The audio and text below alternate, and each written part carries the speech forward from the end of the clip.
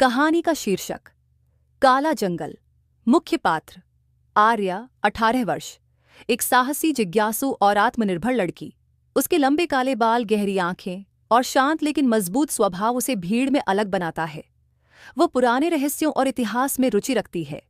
कहानी राजस्थान की सीमा पर बसा एक छोटा सा गांव धौलवाड़ी एक रहस्य को सदियों से अपने अंदर समेटे हुए था। काला जंगल। कहते हैं कि वहां जाने वाला कोई लौट कर नहीं आता। लोगों का मानना था कि वहां आत्माओं का वास है, पर आर्या ऐसी बातों पर यकीन नहीं करती थी। आर्या ने हाल ही में अपने दादा की एक पुरानी डायरी पढ़ी थी, जिसमें उन्होंने काले जंगल के अंदर किसी नागमणि मंदिर का जिक्र किया था। ये वही जगह थी जहां आखिरी बार उसके दादा गए थे और फिर कभी लौटे नहीं। एक दिन आर्या ने तय किया कि वो इस रहस्य से पर्दा उठाएगी।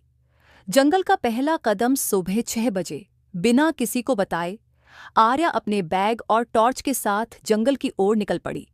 जैसे जैसे वो अंदर बढ़ी, जंगल की हवा भारी लगने लगी।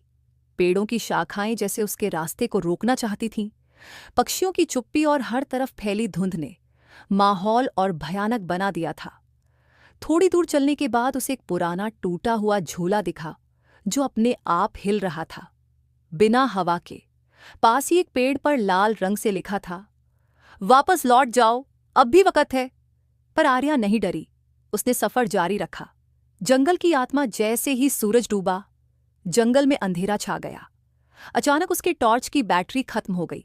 तभी दूर से उसे एक औरत की सिसकियां सुनाई दी। उसने देखा, सफेद साड़ी में एक औरत, उल्टे पैर, बाल खुले, धीरे धीरे उसकी ओर बढ़ रही थी। आर्या भागी, लेकिन पैर जमीन में जैसे ढसने लगे। तभी वह औरत पास आकर बोली, तू भी उसी की तरह जलेगी, उसी की तरह खो जाएगी। आर्या चिल्लाई और बेहोश हो गई। सच का सामना जब उसे होश आया, वह एक पुराने मंदिर के सामने थी। वही मंदिर जिसके बारे में दादा ने लिखा था, नागमणि मंदिर। मंदिर के अंदर एक पत्थर की मूर्ति थी, जिसके पास एक जलता हुआ दीपक खुद ब खुद बुझ गया। दीवारों पर खून से लिखा था, जिसने भी इसे पाने की कोशिश की वो शापित हुआ। तभी एक कड़कती आवाज आई, तुम भी मेरे जैसे बनोगी। आर्या ने पीछे मुड़कर देखा।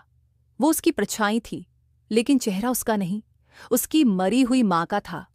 माँ, जो इसी जंगल में गायब हुई थी जब आर्या छोटी थी। अंतिम रहस्य आर्या को समझ में आ गया। ये जंगल आत्माओं का नहीं, उन लोगों की यादों का है जो अधूरे रह गए।